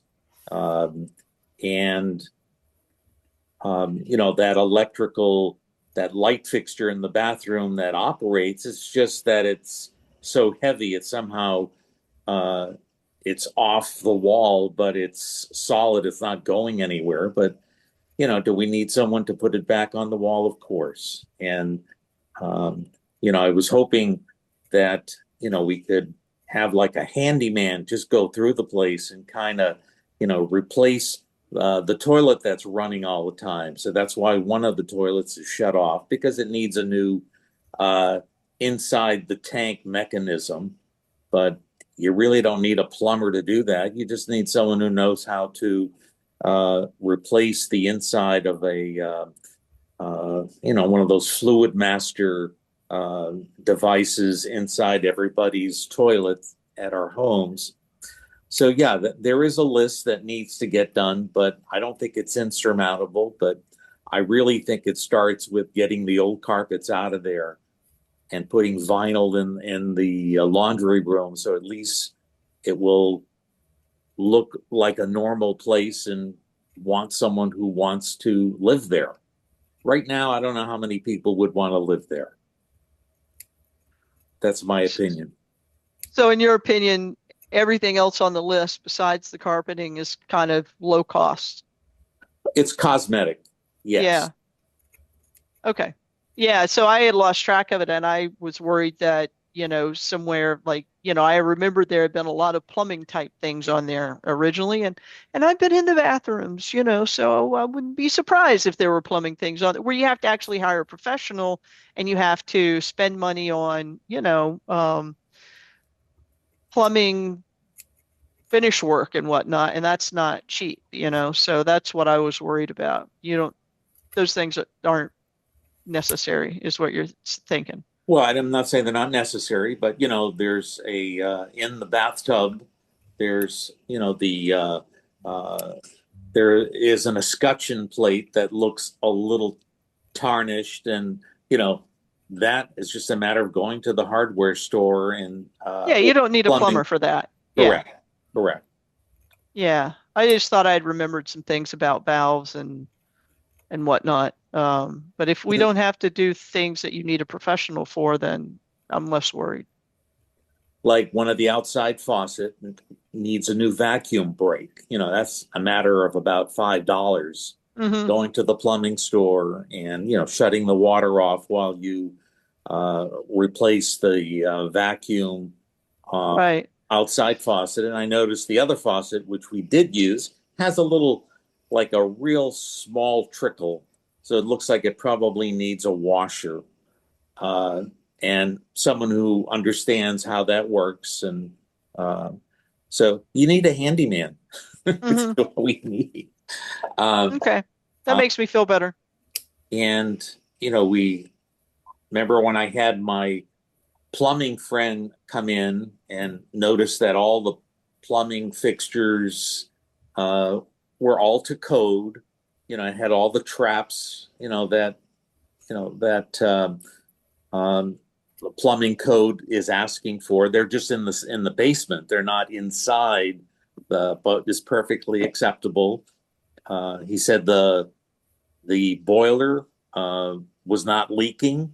We replaced the oil tank. So we've done a lot of things over the years that answered some of the big money issues.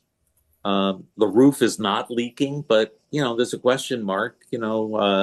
If there's 3 feet of snow, will it start leaking? I don't know. I have shingles. Oh, you do have shingles. Patch only. Hey, just a second, Mike. Teddy, I see you've had your hand up for a while. Yes. Thank you, Mr. Chair. Yeah, I just wanted to say that I like Herlin's idea that rather than having to allocate 30 hours per month, that having like a checklist is probably a more doable and easier to keep track of.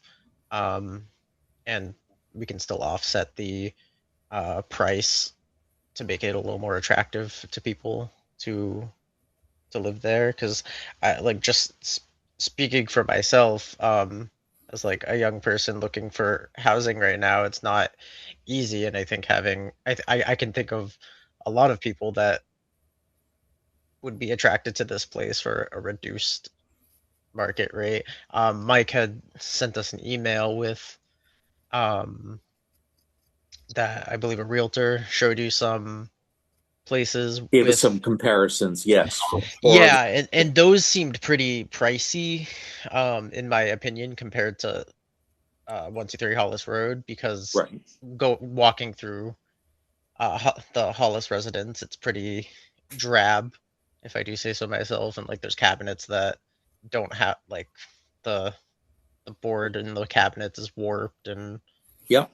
there's a lot of cosmetic issues, but I personally know people that would be interested in like viewing this house. Yeah, it is definitely a homeowner or a renter's market, rentees market. So there's not a lot out there in Lunenburg to rent. So, right. So just to get back on track, does everybody feel that we can give Mike a recommendation as far as the vinyl sheet, the vinyl planking, or the carpeting at this stage, so we can get that moving?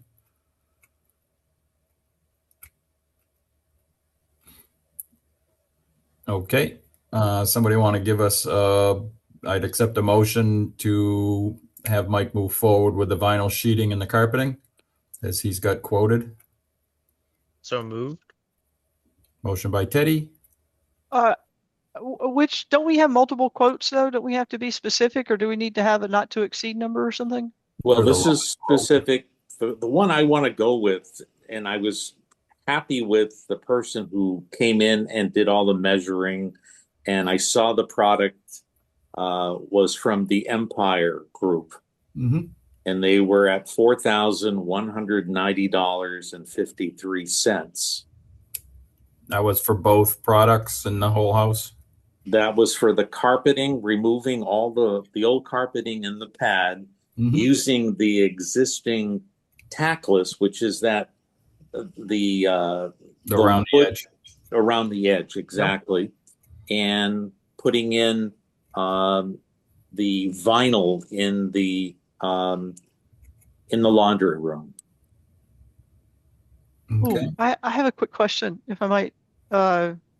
Is the laundry room where the fire for the furnace, not the furnace, the wood stove is? No. Oh, good. So we don't have to move that right now. We don't, but it's it might be a good time to put it back on Facebook or wherever that goes, because now people are probably thinking of the fall. But I was going to, and then Herlin also recommended Craigslist, so I was going to do that. And I actually thought that it might be better to even say, give us, $300 or $400 for it, and then see if somebody would just make it a donation instead of, a payment, something, right? But sometimes people are worried about free things. Okay. And anyway, Herlin has your hand up, Herlin? Yes. So I had reached out to the town manager and Chris Ruth, and I think Mike was in that email, the original email that went out, about prevailing wages for this project. It gets a little tricky with procurement. Bids under $10,000 don't necessarily require us to, I'm sorry, projects under a certain amount of dollars don't require us to put out bids, but they still require us to get prevailing wages.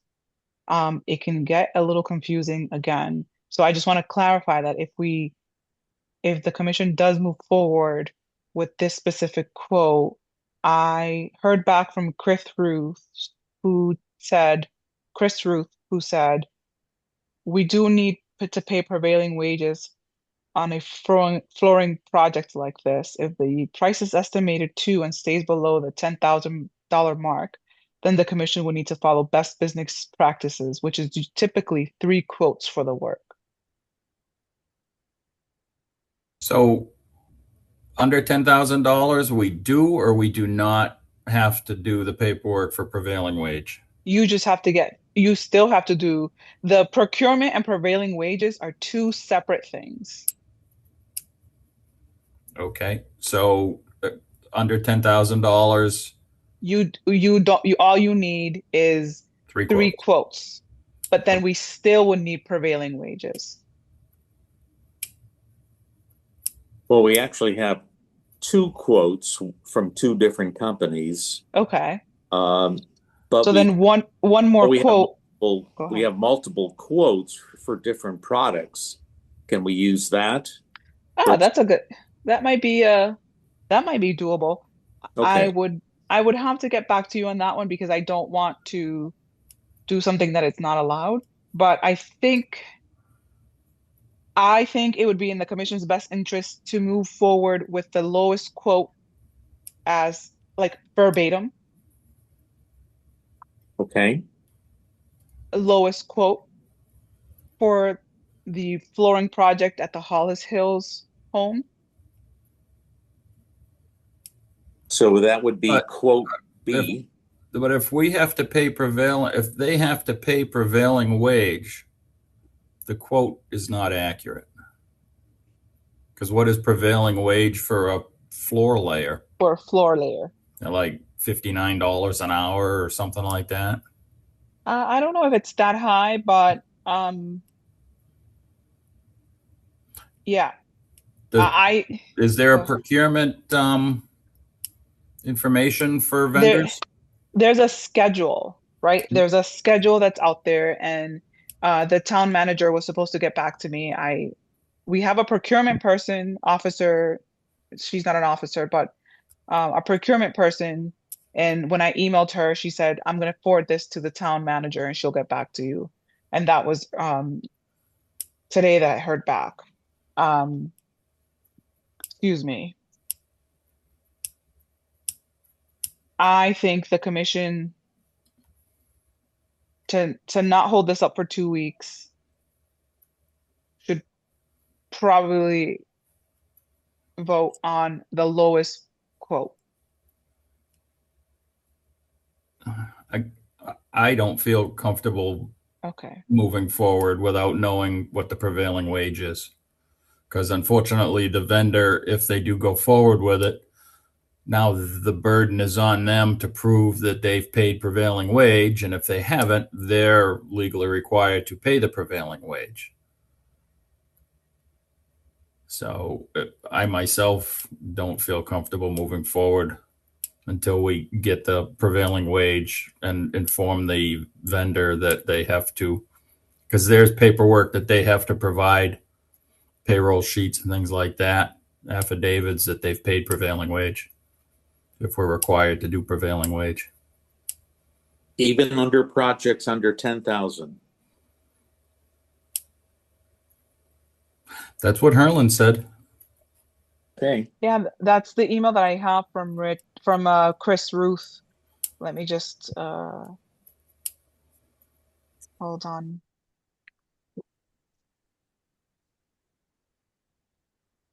Yeah, so the email from Chris says, I can tell you for sure that we do need to pay prevailing wage on a flooring project like this. If the price is estimated to and stays below the $10,000 mark, then the commission would need to follow best business practices, which is 3 quotes.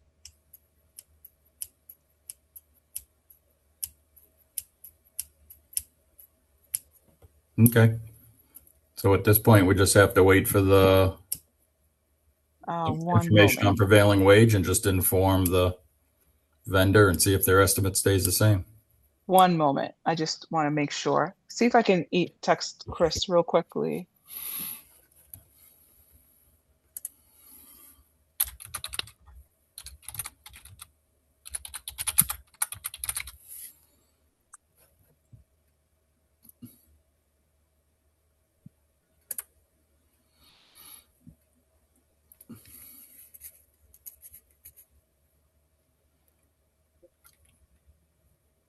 Yeah, unfortunately, I think that either the commission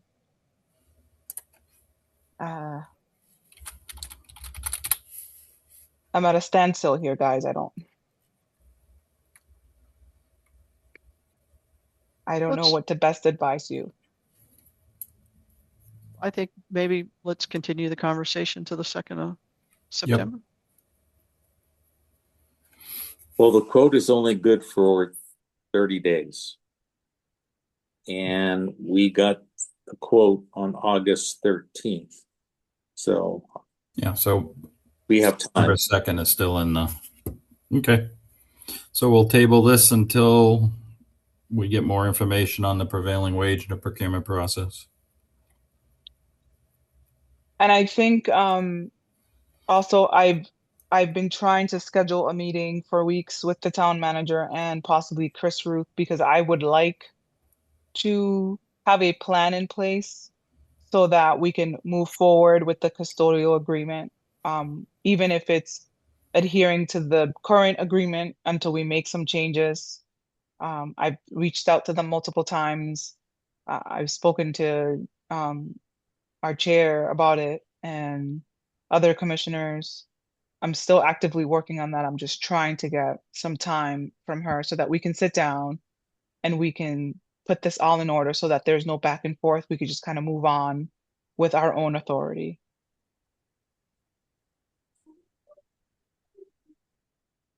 That would be great. Thank Thanks, you. Harlan. Just so in our zone in Massachusetts, laborers' prevailing wage is a base wage of $50.80 an hour, healthcare additional $10.90 an hour, pension $9.75 an hour, annuity $9.65 an hour, for a total rate of $81.10 per hour for a laborer.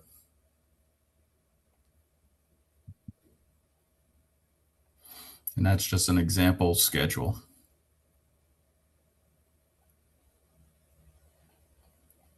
So yeah, we definitely want to get that information clarified and provide it to the vendors. So, oh, here we go. Floor coverers, $79.58 per hour.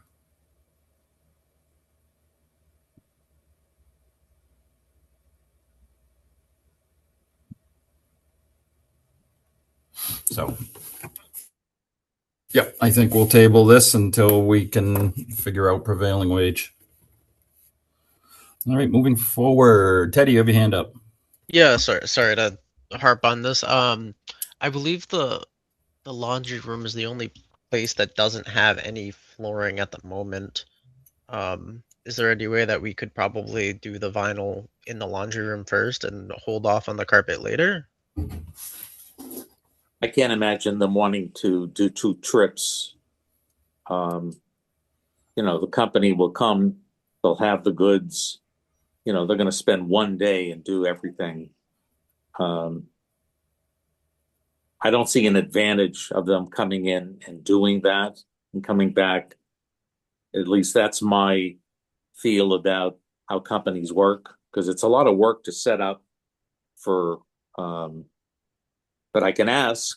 Okay, my only thought is, like, if we're trying to get somebody in there, can we replace the carpet? Like, does the carpet need to be replaced before people moved in? Whereas, like, if the vinyl is just the only thing currently missing, because I believe it's just like, right, it's wood floor. You yeah, can see exactly. the wood. All the other floors underneath have all underlayment.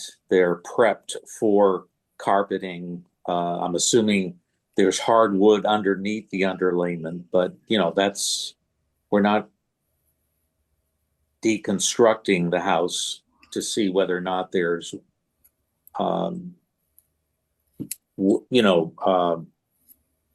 oak flooring underneath that. But yeah, I don't recommend bringing in a company to do the work twice, especially for that one small room. Why do you think you would have to do that to the laundry room, Teddy?